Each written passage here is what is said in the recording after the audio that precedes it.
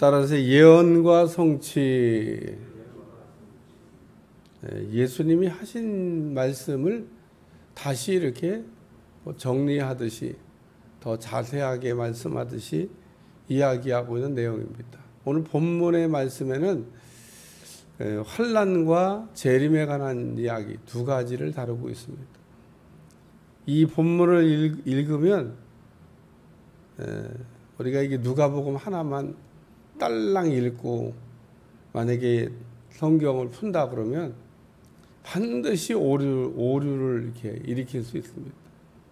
그러니까 성경을 이렇게 연구할 때는 그 참고하라고 하는 성경 구절을 같이 꼭 보셔야 됩니다. 여기 위에 보면 마태복음 24장, 마가복음 13장 이렇게 참고하라고 아주 친절하게 성경 상단에 쓰여져 있어요. 그러니까 거기를 꼭 가서 읽어봐야 됩니다.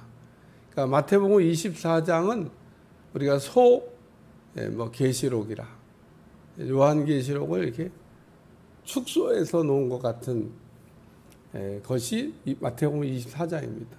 그러니까 마태복음 24장을 이렇게 풀으면은 요한계시록이 되는 겁니다. 자, 이렇게 좀 자세하게 펼치면 요한계시록 확 압축하면 마태복음 24장. 그렇게 이해하시면 돼요. 너무 쉽습니다. 우리가 그런 내용들을 알고 성경, 그리고 이제 마태복음 24장, 요한계시록 우리가 할 때 꼭 참고로 또 봐야 될 게 다니엘서에 또 그런 성전이 더럽혀지는 내용들이 나오니까 그것도 조금 알아야 되겠고, 많이 알 건 없고 조금 알아야 되겠고, 너무 많이 알면요 또 곁길로 가. 그러니까 너무 많이 알 건 없고 조금 참고로 이렇게, 제가 이 참고로 해야 된다는 건 참고만 해야지 막 그거를 너무 이렇게 막 들어가면 반드시 거기도 또 탈선하게 되어져 있습니다. 오늘 본문도 이렇게 읽다 보면 뭐지? 이런 생각도 들고, 또 이렇게 막 그 시간을 이렇게 꿰는 걸 좋아하는 사람들이 막 시간적으로 막 이걸 꿰서 두 가지 내용이 이게 지금 복합되어 있잖아요. 하나는 예루살렘 성전이 무너지는 얘기하고, 또 하나는 예수님 재림에 관한 이야기인데, 그럼 예루살렘 성전 무너질 때 주님이 재림하셨나? 주님 안 오신 것 같은데 뭐라고 설명해야 되지? 공중 재림인가? 이런 그 연상을 하게 된다는 겁니다. 그러니까 오늘 본문의 말씀을 읽으면서 사실은 그 예수님이 하신 말씀 가운데 정말 꼭 붙들어야 될 말씀이 딱 한 가지 있습니다. 따라서 산으로. 그때 유대에 있는 자들은 산으로 도망하고 성내에 있는 자들은 나갈 것이며 촌에 있는 자는 그리로 들어가지 말라. 아니 얼마나 더 환란이 일어날 거를 미리 아시고, 다시 말해서 예루살렘 성 가까이 가지 말라는 얘기잖아요. 아니 성전을 가까이 해야지 성전을 왜 가까이 하지 마. 우리 주님이 성전에서 일어날 일을 얘기하셨잖아요. 성전이 돌 위에 돌 하나 남지 않고 무너진다. 여기 6절에 보면 21장 6절, 너희 보는 이것들이 날이 이르면 돌 하나도 돌 위에 남지 않고 다 무너뜨려진다. 그러니까 헤롯 성전을 보면서 막 얼마나 아름답습니까? 얼마나 멋있습니까? 그러고 이야기하는 제자들을 보시고, 제자들은 그냥 지금 현재 아름답게 지어진 성전을 보고 얼마나 아름답습니까? 저 성전이 정말 헤롯이 멋있게 지어졌지 않습니까? 그러고 얘기하니까 우리 주님은 다른 게 보였던 겁니다. 그 성전이 무너질 게 보였던 거예요. 그것도 이방인의 손에 의해서 무너질 거를 이렇게 보고 계셨던 겁니다. 그래서 우셨어요, 우리 주님은. 얼마나 마음 아프면, 그러니까 성전 무너지는 걸 보고 너무 좋다 이러신 게 아니라 얼마나 마음이 아프셨으면 우셨습니다. 우리 주님은 성전이 무너지는 거를 기뻐하시거나 박수치지 않습니다.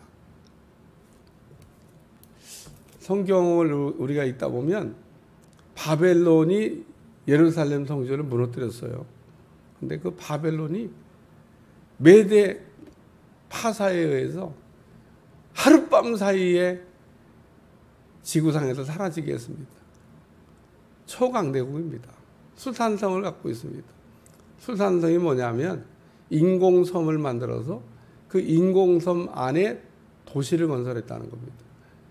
그런 도시가 하룻밤 사이에 어떻게 무너져요? 그냥 우리가 징기스칸이 전쟁하는 거 봐도 뭐 성 하나 무너뜨리려면 막 몇 달, 몇 년 막 이렇게 전쟁하는데, 아니 세상에 어떻게 바벨론 제국이 제국인데 하룻밤 사이에 주인이 바뀌었습니다. 이야, 하나님이 그렇게 하실 수 있습니다. 러시아 까불면 안 됩니다. 하나님이 하룻밤 사이에 주인을 바꿀 수도 있습니다. 우리는 성경에 일어난 일들을 이렇게 보면서 하나님은 하룻밤 사이에도 나라의 주인을 바꿀 수도 있다. 야, 너 그만 이제 하고 이제 일로 와. 너 자꾸 속썩이지 말고 와. 그러면 죽으면 끝나는 겁니다. 푸틴 오래 못 삽니다. 나쁜 놈이죠, 나쁜 놈. 지금과 같은 세기에 전쟁을 해서 수많은 사람들을 죽게 한다는 게 이게 지금 무슨 2차 대전도 아니고 1차 대전도 아니고. 그래서 우리 주님이 그 성전이 무너질 때 어떻게 해야 되는지를 말씀하신 내용입니다. 산으로 도망가라, 산으로. 그래서 예수님이 다 말씀하셨잖아요. 산으로 도망하고, 또 동네에 있는 사람은 나가고, 촌에 있는 사람은 들어가지 말고, 그러니까 예루살렘 밖에 있는 사람은 들어가지 말고, 성 안에 있는 사람은 나가고, 그리고 산으로 도망치고. 얼마나 더 자세하게 가르쳐줘요. 얼마나. 말씀하시면은 말씀을 좀 잘 들어야지. 성경을 읽으면서 참 은혜가 되는 거는 우리 하나님은 참 꼼꼼하시다. 꼼꼼하시다. 왜 꼼꼼하냐면 우리의 필요한 거를 가르쳐 주실 때 대충 가르쳐 주시는 분이 아닙니다. 정말 꼼꼼하게. 이야, 너무 감사하다. 그러니까 우리가 성경을 읽으면서 사실은 딱 한 말씀만 내게 내마로 부딪히고 내게 은혜가 돼도 인생을 바꿀 수 있습니다. 마틴 루터가 종교개혁할 때 뭐 성경 통째로 들고 종교개혁하는 게 아니에요. 성경 말씀 놓아서 읽다가 오직 의인은 믿음으로 말미암아 살려. 거기에 은혜가 팍 온 겁니다. 저는 사도행전 2장 4절에 은혜가 팍 온 겁니다. 목사님 어디에 은혜 받았어요? 사도행전 2장 4절에. 야, 지금도 그 기도하다가 그 말씀을 통해서 성령님이 저한테 은혜를 주실 때 참 그 기쁨은 말로 다 할 수가 없습니다. 그동안 이렇게 성경을 보았던 성경이 무슨 퍼즐 맞히듯이 다다다다다다다 막 성경이 막 이게 막 전체가 막 돌아가기 시작하는데, 우와, 이게 한 말씀 가지고 성경 전체가 다 끼워지는구나. 그래서 제가 사도행전 2장 4절에 은혜 받고 성경 전체가 꿰었습니다. 성경 전체가 다 통째로 이렇게 퍼즐을 맞히더라고요. 누턴은 아마 그랬던 것 같아요. 로마서 1장 8절에 그 오직 의인은 믿음으로 말미암아서 거기에 성경 퍼즐이 막 쫙 이렇게 맞아졌던 것 같아요. 하나님의 모든 말씀은 딱 깨달아지는 순간에 성경 전체가 다 퍼즐처럼 이렇게 착 이렇게 끼워, 그걸 구슬 깬다 그러죠. 사실 그때 그 감격은 이루 말할 수가 없습니다. 하나님, 내가 무엇이 간데 내게 이런 은혜를 주셔서 이렇게 성경을 다시 보게 하심을 너무 감사합니다. 그러니까 성경에는 자세하게 되어져 있다. 한 말씀만 은혜 받아도, 그러니까 성경의 한 절만 제대로 깨달아져도 참 성경이 다시 보이는 거죠. 다시. 예루살렘에 있던 사람들이 예루살렘을 떠나서 밖으로 나갔다 오면 나간 사람들은 다 살았습니다. 이 말씀을 기억한 사람들이 있을까? 뭐 천국 가서 물어봐야 되겠지만 있을 것 같습니다. 이 말씀을 기억했던 사람들이 있을 것도 같습니다. 근데 말 안 들은 사람들이 더 많았어요. 어마어마하게 예루살렘의 성 안에 들어있던 사람들이 다 죽었습니다. 다 죽였어요, 다. 문 열고 나와도 항복했더라면 안 죽였겠죠. 근데 티토 장군이 와갖고 문 열어. 네. 못 열어. 그러고 버티니까 그냥 당시 최고의 강대국인데요. 어딜 감히 문 걸어 잠그고 버텨요. 그래서 싹 무너뜨렸습니다. 그래서 거기 보면 그때란 표현이 나옵니다. 요 그때란 표현이 여기 21절에도 나오고 27절에도 나옵니다. 그러니까 이 지금 예루살렘 성이 무너질 때도 그때, 예수님이 재림하실 때도 그때, 그래서 그때란 표현이 나옵니다.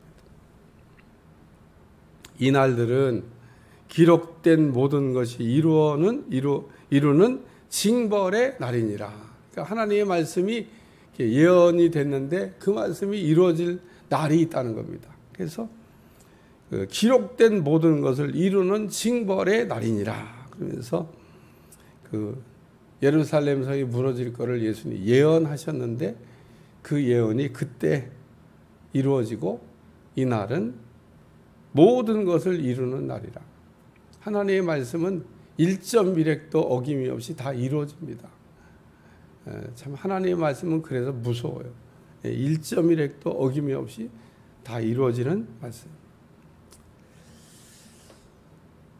두 번째 말씀은 그날입니다. 그날에. 이거는 이제 그 환난 날에 일어날 일에 대해서 아이 벤 자들과 젖 먹이는 자들에게 화가 있으리니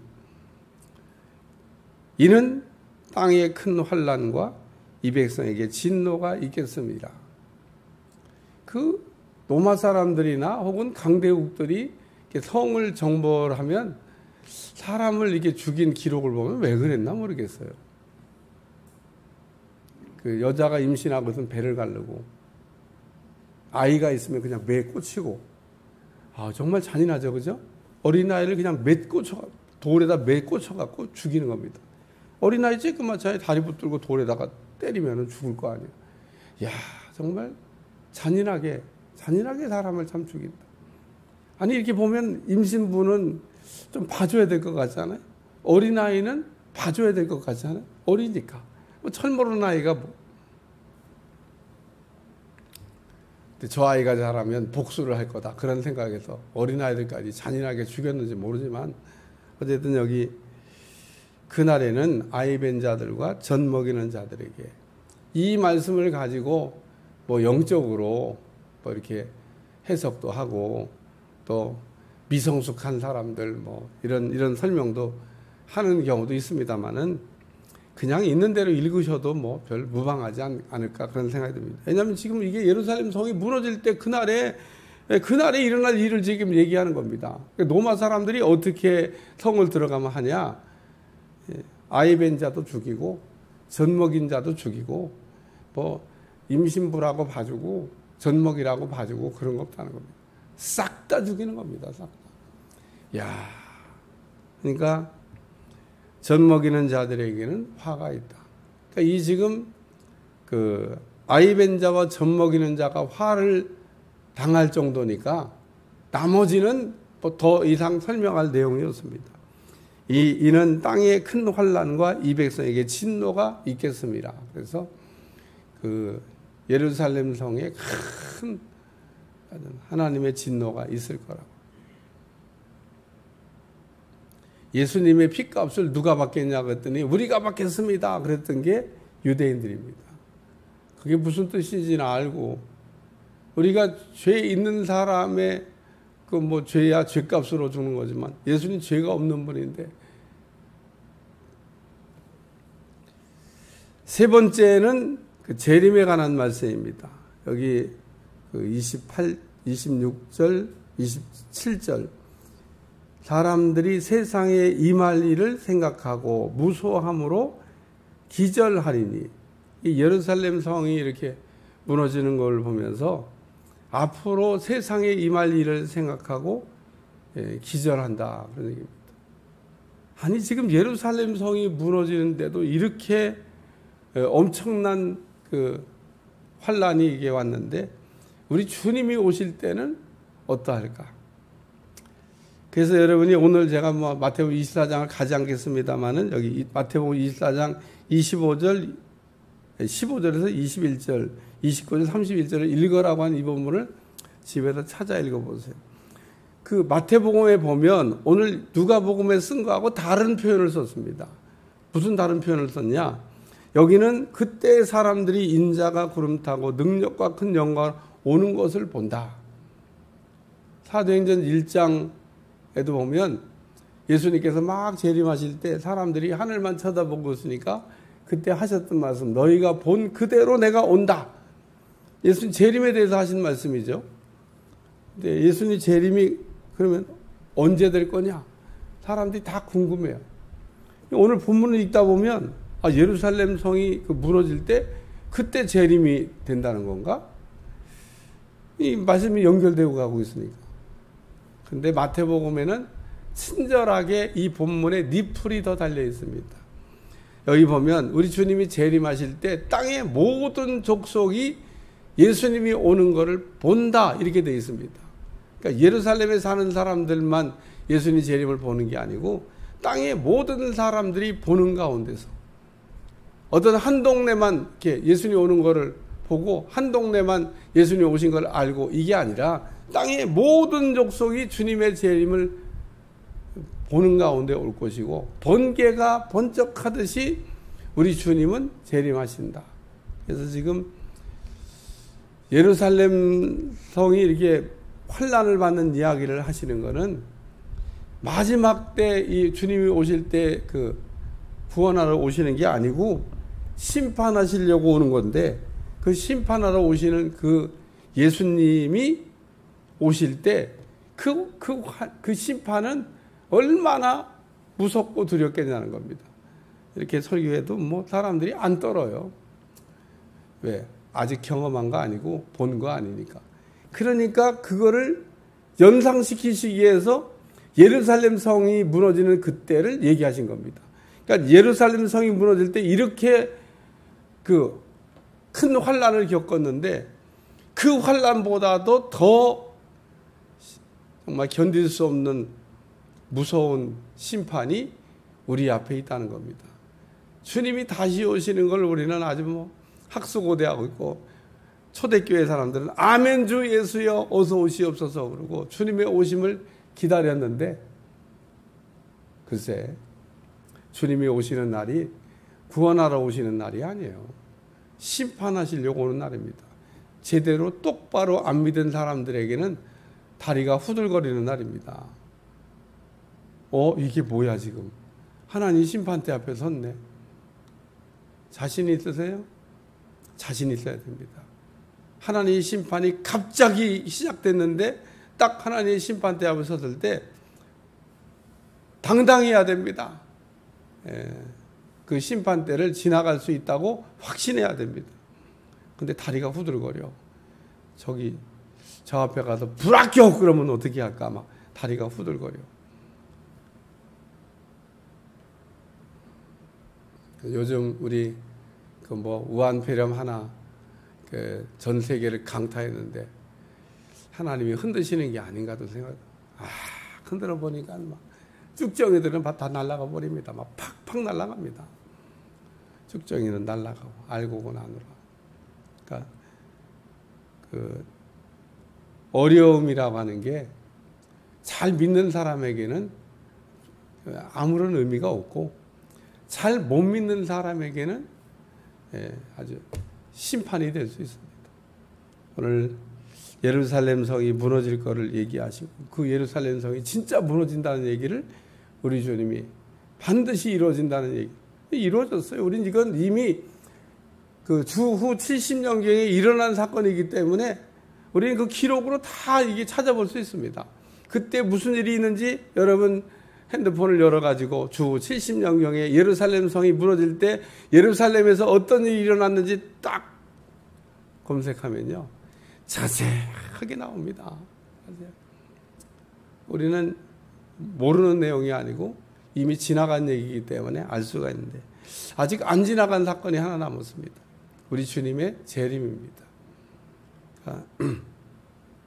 사람들이 세상에 임할 일을 생각하고 무소함으로 아마 이 예루살렘 성의 그 환난 그리고 또 백성에게 임하는 진노를 이렇게 보면서 얼마나 막 무서웠겠어요. 근데 사람들이 세상에 임할 일을 생각하고 무소함으로 기절하니 이는 하늘의 권능들이 흔들리겠습니다. 그때 사람들이 인자가 구름을 타고 능력과 큰 영광으로 오는 것을 보리라. 이런 일이 되기를 시작하거든 일어나 머리를 들라 너희 속량이 가까워왔느니라 하시니 이런 일이 되기를 시작하거든 일어나 머리를 들라 너희 속량이 가까워왔느니라. 오늘 우리는 땅에 일어나는 환난을 보면서 야, 주님이 오실 때는 더 심각하겠구나. 그때 두려워 덜덜 떨지 않고 하나님의 심판대 앞에서 그래도 주님을 의지해서 들어갈 수 있는 사람들이 돼야 되겠구나 생각하시고 잘 믿으시기를 축원합니다. 오늘도 아침에 오면서 계속 말씀을 묵상하면서 내린 결론은 야, 어떻게 우리 성도들을 잘 믿게 할까? 나도 어떻게 잘 믿을까? 끝까지 잘 달려가서 승리할까? 이런 생각을 하면서 왔습니다. 여러분, 믿음은 각자입니다. 믿음은 그냥 무더기로 가는 게 아닙니다. 성과 함께 저랑 같이 믿음 생활 했어도 말씀 잘 안 들으면 구원 못 받는 거고요. 그렇게 뭐 예수님 잘 믿으라고 얘기해도 안 믿는 거야 뭐 답이 있겠어요. 근데 말씀이 어느 날 들려지면 어제도 주일 설교 준비하면서 읽었던 참고 자료에 보면 그런 내용이 나오더라고요. 20년 신앙생활 했는데 말씀이 안 들렸던 거예요. 20년 신앙생활인데 말씀이 안 들리면 어떻게 되죠? 왔다리 갔다리 신앙생활하는 거죠. 뭐 안 가자니 그렇고 뭐 가자니 그렇고 뭐 아유 오늘은 안 갈까 그러고 막 이런 갈등과 고민 속에 그냥 왔다리 갔다리 했는데 어느 날 성령의 감동을 받은 거예요. 성령의 감동을 받고 말씀이 들리기 시작하는 겁니다. 여러분, 하나님의 말씀이 들리려면 성령님이 필요해요. 성령님의 감동이 없이는 절대로 말씀이 안 들립니다. 뭐 앉아서 듣는 척하고 있다고 듣는다고 다 믿지 않습니다. 저는 성령이 그 사람 위에 이렇게 감동하셔야 성령의 감동으로 말씀이 탁 들려지면 깨달아집니다. 우리가 뭐 들으면서 배우면서 깨달을 수도 있지만 하나님의 말씀이 어느 날 가슴으로 와서 부딪혀야 됩니다. 그러면 인생이 바뀌는 겁니다. 성령님이 필요해요. 성령의 감동으로 하나님의 말씀을 들으면 갑자기 말씀이 들리기 시작하는 겁니다. 귀가 빵 열려서 갑자기 말씀이 들리기 시작해요. 다시 한번 물어봅니다. 여러분, 말씀이 매일 잘 들립니까? 막 들을 때마다 막 가슴이 벌렁벌렁거리고 막 감동이 되고 막 제가 이렇게 말씀을 전하다 보면 뭐 지금은 다 삶의 현장으로 나가 있으면 얼마나 노트 하나 가지고 막 저렇게 쓰면 볼까 그럴 정도로 매일 막 받아쓰기를 열심히 하던 청년들이 있었습니다. 아마 그 노트 있을 거예요. 새벽 설교에 막 은혜가 된다나 막 받아. 그래요. 여러분, 꼭 하나님의 말씀이 감동으로 잘 들려질 수 있기를 축원합니다. 기도하겠습니다. 하나님, 오늘도 환난과 재림에 관한 말씀을 들려주시는데 오늘도 말씀이 잘 들려지게 도와주시고 하나님의 말씀으로 바로 살 수 있도록 축복해 주옵소서. 우리 주님이 심판하실 때 당당하게 설 수 있도록 도와주시고 다리 후들거려 떨리지 않도록 우리의 신앙을 견고하게 하여 주옵소서. 예수님의 이름으로 간절히 기도하옵나이다.